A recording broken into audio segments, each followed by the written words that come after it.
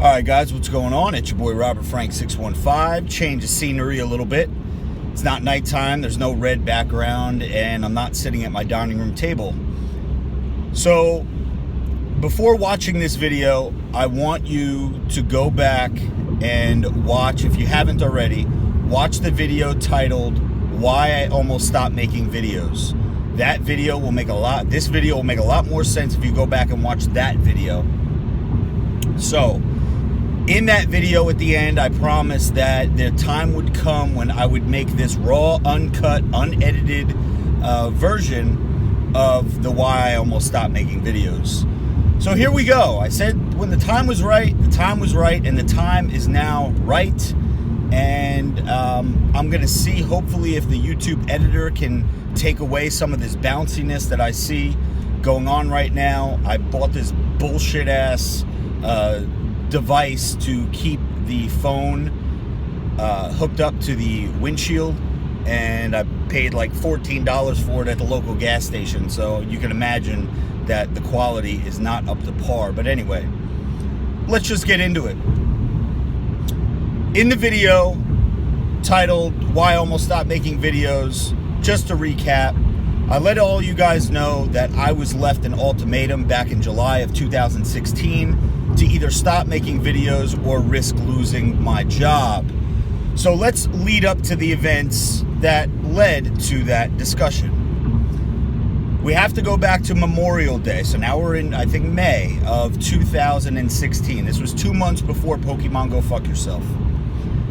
I'm at a local gym, a 24-hour gym that me and MBJ signed up to. And if you guys follow me on Instagram, you may or may not have seen this video. It was only up for a short time. But I took a video of a guy in the gym. This was still back when I was in my hardcore trolling days, which we'll get into that a little bit later. Took a video of this guy doing bicep curls, laying on a bench, using like the seated row for back fucking machine, but he had a straight bar on there and he was doing curls. Long story short, it was only me and him in the gym, and every time he curled, his mouth was opening and closing. It reminded me of King Hippo from Mike Tyson's Punch-Out, if you guys remember that video game from back in like 1986. But so I took a video of him and I said something like, you know, this guy reminds me of King Hippo, some whatever. Posted it on my Instagram. This was on a Monday. It was Memorial Day, because all the other gyms were closed except for this 24-hour gym. So I think it was either Tuesday or Wednesday of that week. So it was like a day or two later. I'm at work, and there's a note on my fucking monitor from HR that says, when you get back from lunch, come and see me. So I got back from lunch, and I went and I saw her.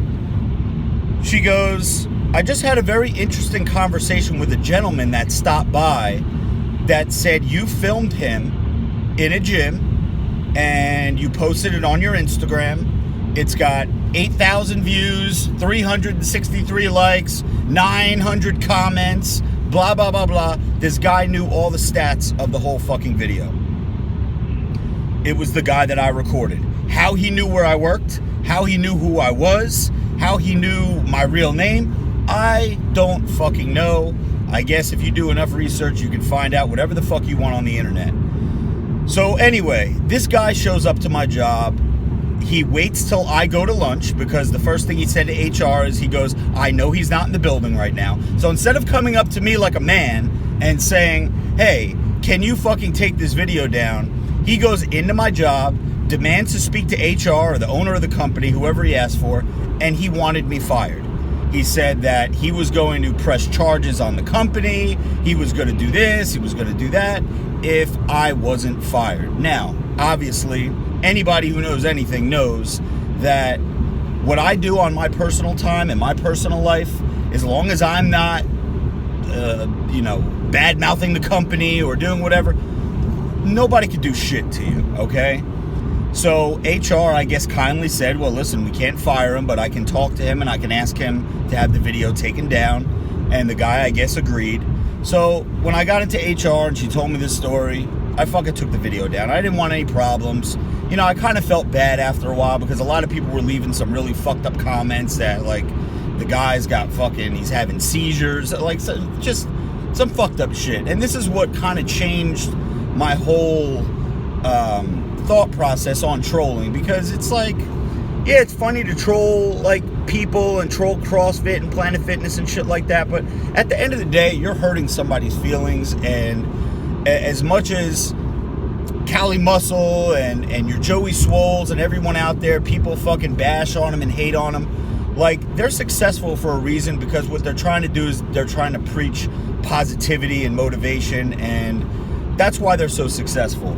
They're not, you don't see them making fun of anybody. I mean, Cali Muscle, maybe once in a while you do, but you don't see them attacking anyone, making fun of them. Very few people can gain a massive following by just making fun of people. So that's why I kind of changed directions a little bit. So before I really get off steer here, so that was strike one. She was like, you know, blah, blah, blah. So now, a couple months go by. Now we're in July for the Pokemon Go Fuck Yourself video. Pokemon Go Fuck Yourself comes out. This was July 15th of 2016. I posted that video, I believe it was on a Monday night. By Wednesday morning, it had over 1 million views on my page alone, but it was shared on Unilad, Bro Science, I think 9gag. It was shared in a Pokemon Go forum, which had like almost 1 million followers, so obviously all the Pokemon Go fanboys were coming after me and shit. Now, that whole weekend, this was like a 2-week long thing of just non-stop messages every 30 seconds, new friend requests, new followers. My YouTube was blowing up, my Instagram was blowing up, everything was blowing up for about a 2-week span. All along, I'm still going to work every day, and I'm in sales. That's what I did for a living, was sales. And I was having the shittiest month possible. And all while all this was going on, I'm getting contacted by Tosh.0, Ridiculousness on MTV, Stone Cold Steve Austin's Rattlesnake Challenge, another reality show, wants me to be in a reality show. Probably 10 to 15 different radio stations all across the country. One, very big one in New York City, that wanted me to be an in-studio guest. Show up at fucking 5 o'clock in the morning and be a guest on their morning show. All these people are reaching out to me, but because I was in sales and I was having the shittiest month that I ever had in my life at work, I turned everything down. I said no to everything because I couldn't take the time off, and of course, I put my job first. So with all of the hate mail that I was getting from all the Pokemon Go fanboys telling me to go kill myself and fuck my mother and all this and that, I made, which I've done in the past, a hate mail video. And basically, for those of you who have never seen one of my hate mail videos or one of other YouTubers' hate mail videos, what you do is you take their comments that they leave you, or their messages, or their whatever, and then you poke some fun back at them. Now, I'm not the ones reaching out to them saying, hey, why don't you fucking fuck your mother? Why don't you fucking come in your mom's face, you fucking piece of shit? I hope you die. Like, all this fucking horrible shit that they say. They're the ones reaching out to me saying this shit. I'm not saying it to them. All I'm doing is rebutting what they're saying. And maybe I go to their Facebook, if they're public, or Instagram, and I might crop a picture. And these are the most pathetic looking motherfuckers you've ever seen in your life. So it's easy for me to poke fun back, right? So I made a video, and since my home desktop computer is just a piece of garbage from like 1998, I got like a 1998 E-machine. So, and I do everything from my cell phone. All my editing, my vlogging, my uploading, everything is done on my cell phone. So I needed something to read and something to post. That didn't make any sense, but anyway. So what I did was I went to the office on a Sunday night when the office was closed. I have a badge where I could get in at any time. Nobody was in the office. It was a Sunday evening, and I took almost 5 hours to make a 4-minute fucking hate mail video. I think I cropped it up that Sunday night, and I think I posted it on Monday night. Tuesday morning, here comes strike 2.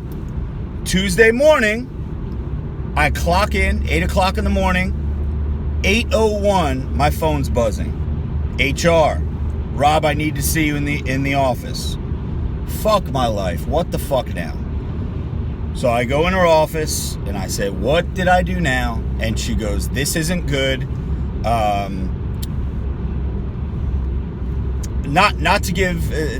long story short, there's been a page that's been after me for quite some time, and I'm not going to give them the satisfaction of saying their name, but so they know, I know who the fuck you are, and, you know, whatever. So someone reached out to my company, found out where I worked, and said, I love how your employee on company time is making videos bullying people. That's sad that your company endorses bullying and blah, blah, blah. Now, meanwhile, bullying, these are people that were telling me to fucking jerk off on my mom's face and fucking fuck my dad up the ass and I could die, but I'm the one bullying them, right? All I'm doing is making a comeback, a one-liner comeback to their shit. So I'm the one that's bullying, right? Okay. Anyway. So she said, this is not good. You were on company time. I said, no. Correction. I was not on company time. I came in here when the office was closed. Nobody else was in the fucking building, and I made this video. So no, that's wrong. Was I on company property making the video? Was I sitting in my desk in the office? Yes, I was. Anywhere in the video, could you see where I worked, what the name of the company was, anything? So these people were definitely stalking me out and found out where I worked and all that shit. So whatever. That's neither here nor there. That's behind me now. So HR is like, made me sign this form that the next thing that my Robertfrank615 character brought negative attention to the company, that I was going to be fired on the spot. Later on that day, I had a meeting with HR and a very high up person in the company, and basically they were just saying, and I understand, the guy that showed up to the office, what if he fucking had a machine gun and fucking shot up the whole fucking office?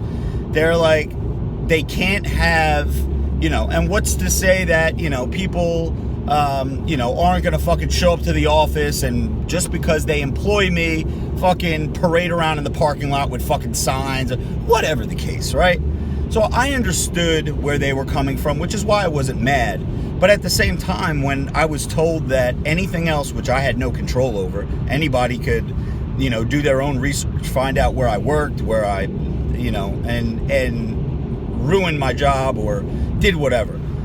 So from July forward, I stopped giving a fuck. And it's not that I didn't give a fuck. I still went in, I did my job, I tried my hardest. But when you know that you're given an ultimatum, and the rumblings behind the scenes were, you know, if he really wants to show that he wants the job, that he wants to keep this job, he'll go and delete all his fucking videos, he'll stop making videos, he'll chill the fuck out, which obviously I didn't want to do. So, which brings me to the conversation that I had with Emery King in the parking lot of the Quick Check gas station, where he told me, he said, and in the other video I said, if anybody tells you to stop making videos, but what he really said was, if your boss tells you to stop making videos, you tell him to drop down on your knees and suck your dick, which obviously I wasn't going to do. I have a good relationship with him and the whole family and the company. You know, I have nothing bad to say about the company, and I understand where they're coming from. But now you guys know kind of where this whole thing is coming from. Someone showing up to the job. Someone is claiming that the company, by employing me, endorses online bullying and this and that. While, again, I'll say it again, and it's nasty. I don't want to say it again, but these are people that are telling me to come in my mother's face, okay? I can't come back at them on a video. So that's that. So to make a very long story short, on this past Wednesday, things outside of work are going really well right now for me. Thank God, and it's all because of fucking you guys. Supporting my t-shirt store, supporting my YouTube channel, sharing my videos on Facebook. This is how I'm getting how I'm getting noticed, how people know who I am. And again, I can't thank you guys enough, because without you, there is no me. But on Wednesday, I resigned from work, so I am now a full-time YouTuber, Facebooker, Instagrammer, supplement slinger, and t-shirt salesman. All right, so really quickly, I just want to get into the whole t-shirt fiasco that happened back in October, when I decided to finally pull the trigger and open up the t-shirt store after years of being asked, when am I going to make gym shirts? When am I going to do this? And really, the reason I didn't do it at the time is I was doing well at my job then. I didn't need another source of income. And I didn't want to be one of those guys, YouTubers or Instagrammers, that were constantly fucking throwing shit down people's throat to buy shit. I always said that if I was going to make t-shirts, they were going to be for giveaways, and they were going to be for my followers. Obviously, things have changed a little bit in terms of, just everything with my job and everything. So I opened up the t-shirt store. This was in October. And I asked one of the other YouTubers if he can give me a referral to the person that he used to do his printing and shipping and all this and that, because at the time I was still working full time and didn't have time, or didn't think I had time, to do the t-shirts on my own. So again, I use this phrase all the time, but to make a long story short, I bought, I think it was like 150 shirts off of him. And I had 3 different designs going at the time when I first opened up. I had an emoji, I had like a military design, which had nothing to do with Robert Frank. I just know that I have a huge military following, and every time I go live on Instagram or Facebook, people are always like, hey, shout out from, Fort blah, blah, blah. Like, just a lot of military support that I get. So I wanted to make a shirt for them. And also a vampire shirt, which said sleep all day, train all night, with a jacked vampire sitting in a coffin, because Halloween was coming up. So this was in the beginning of October. I reached out to this guy. We had a couple of phone conversations. We all seemed that we were on the same page. And to my understanding, and I could have been wrong, okay? I could have been fucked up. But to my understanding, this guy's job was to log into my store. He had access to my store each day, see what orders needed to be filled, fill the orders, ship them out, drop them off the post office, and provide tracking information for my customers so they could track where their package is. Make a long story short, middle of October is when the store opened up, and I think before I closed the store, out of panic, because like 40 something orders came in and not one of them got their fucking order.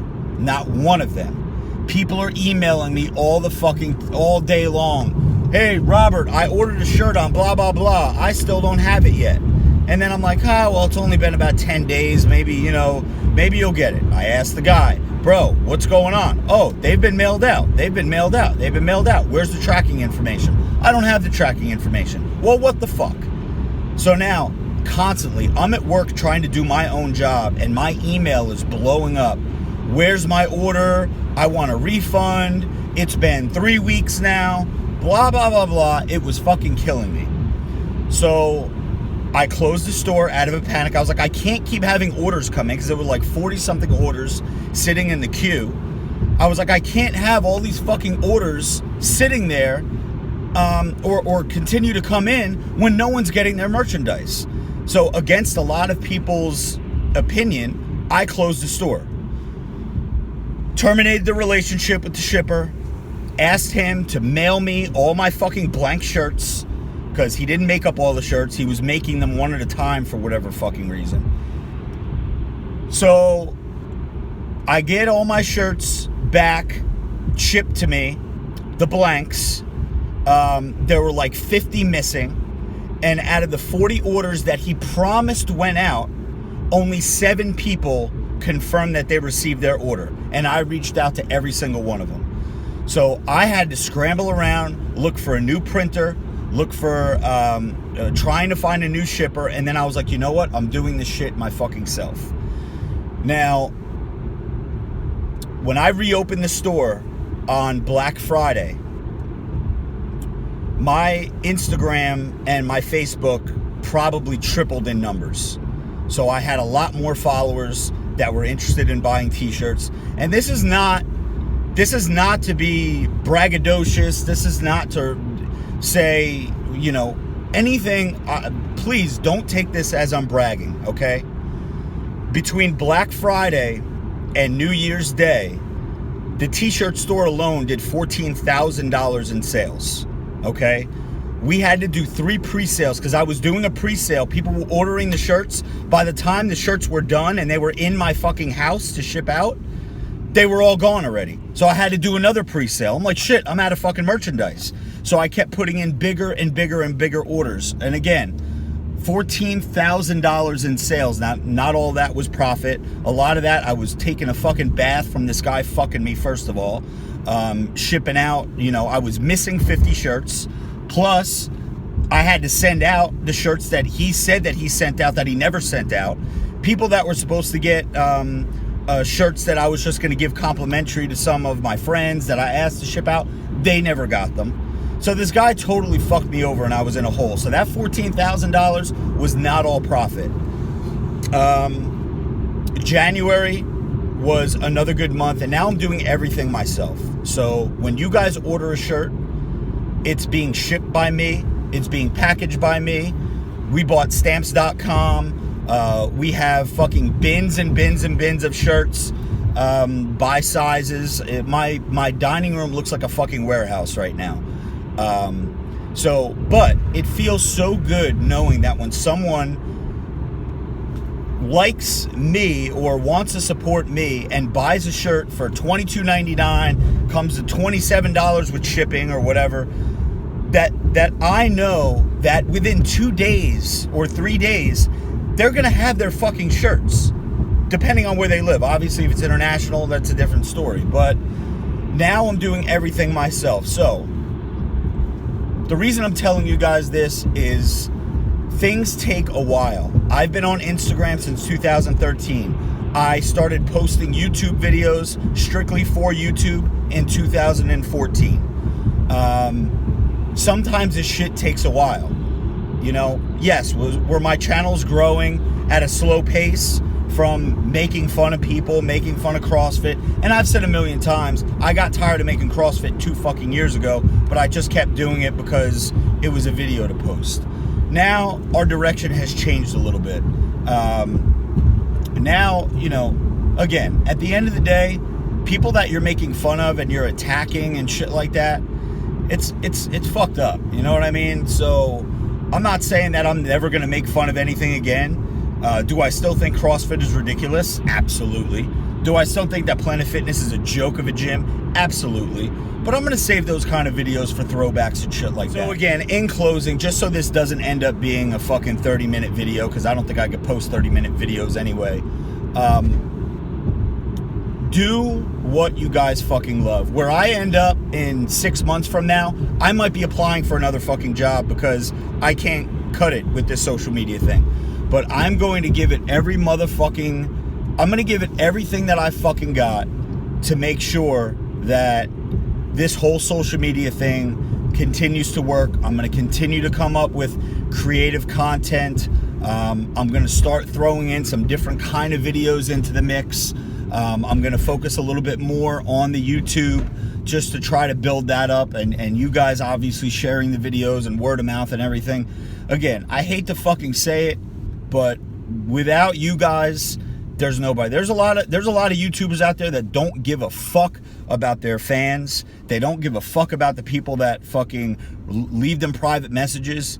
This was going to be a separate video, but while I'm on the topic really quickly, for every 10 private messages that I get on Instagram or Facebook, when I have the opportunity to respond back to them, and we are getting better at it now that I'm unemployed, at least 5 out of every 10, their first response back is, holy shit, you responded, or I didn't expect you to respond, or I can't believe you responded.